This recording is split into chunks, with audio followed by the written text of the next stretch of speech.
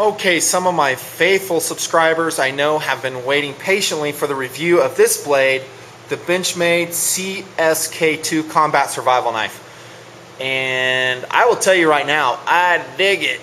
I dig it. This is a cool knife. And again, it falls into that category of medium size, relatively lightweight combat / survival knives. And if you guys have seen my other videos, I know you probably watched a couple of them, you might have come away with a misimpression that I only like large, heavy survival knives in the woods. That's not true. My point, and like I've always said, is like, if I can take the weight and if I know that indeed I'm going to be doing some heavy duty survival chores in the woods, yeah, I like a bigger blade. And sometimes that weight's good weight. But other times when I don't think that I'm going to have to do survival chores, and the propensity for me to have to do heavy duty wilderness woodwork, so to speak, is not high, then this is the kind of blade that I'll take. In fact, rarely, I wouldn't say rarely, maybe about 50% of the time am I packing a very large survival knife into the backcountry with me. It's just because I have food, I have water, fishing gear, maybe a raft, other stuff that I'd be carrying. I just can't take the weight.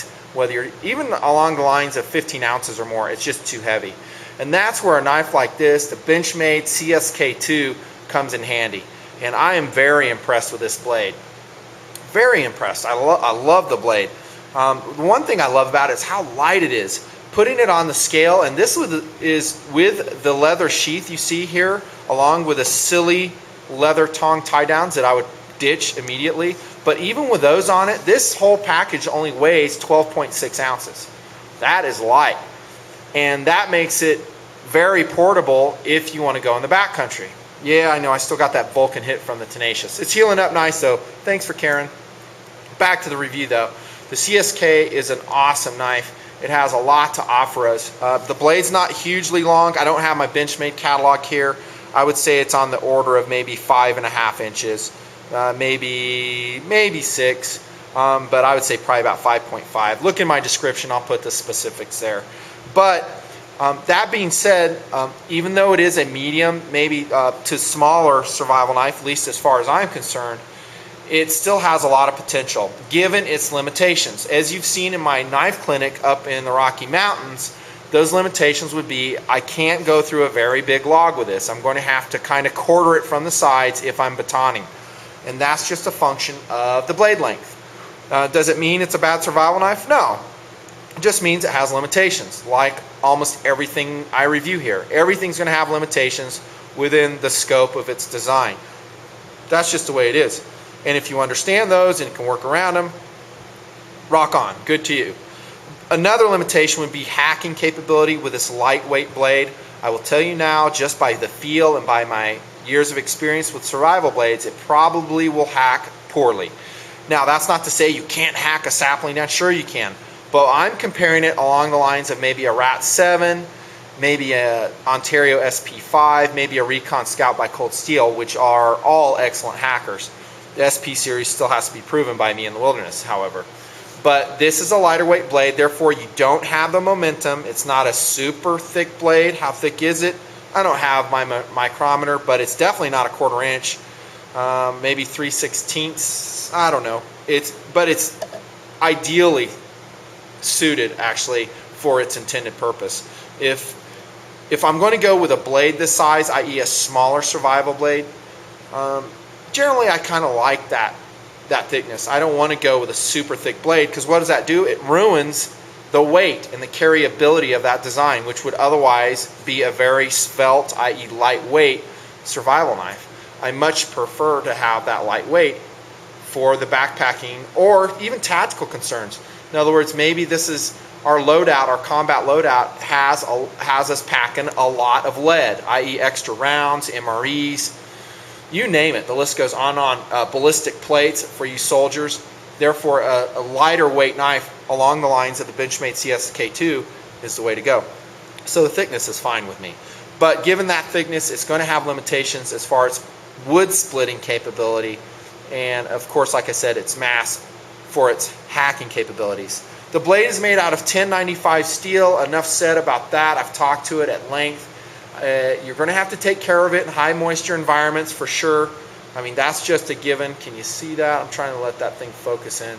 There it is. So yeah, it has limitations. However, Benchmade does a nice job on their heat treat, I think, on the 1095, and I think it'll be very durable and tough. That it probably, and I say probably, won't break on you in the wilderness. Any blade can break given the right circumstance, but I think this will be a pretty tough blade.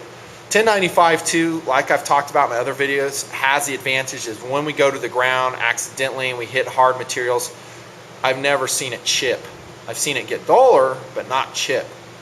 This is a Bowie design, which you know I'm a big fan of. I think the reason it's still around since the 1800s is because it just works. And the CSK is the same type of knife. It just works. It's good for defensive use, i.e. it has that unsharpened swedge on the top. Relatively strong tip there. Nice sweep. I mean, we've talked at length about a lot of Bowie blades, and this is no different. It's excellent. Doesn't have a full flat grind, actually. I'm going to use as a pointer. Osborne Axis 960. You guys are going to freak. Yeah, reviews coming up on this.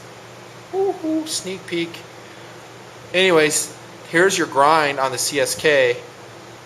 You see it's not a full flat grind. It just kind of starts about a little bit above mid-spine. Not a big deal.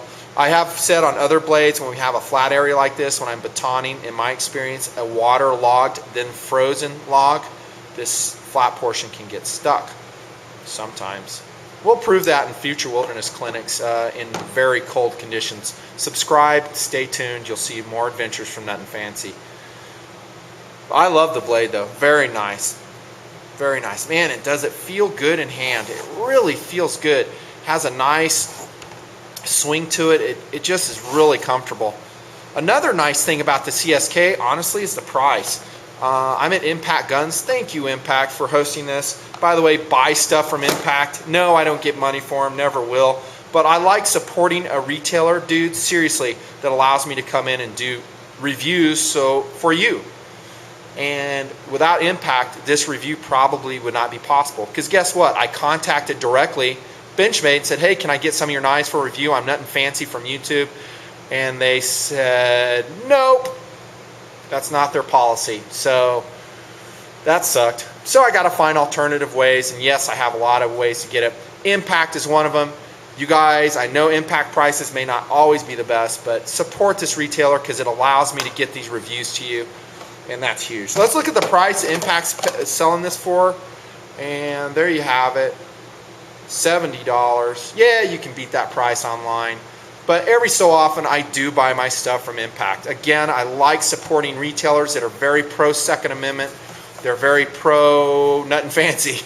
And that means they're very pro you, because they're giving me the option and the ability to review cool stuff like this. Anyways, back to the knife. Sorry for the deviation there and the detour, but it's important to say.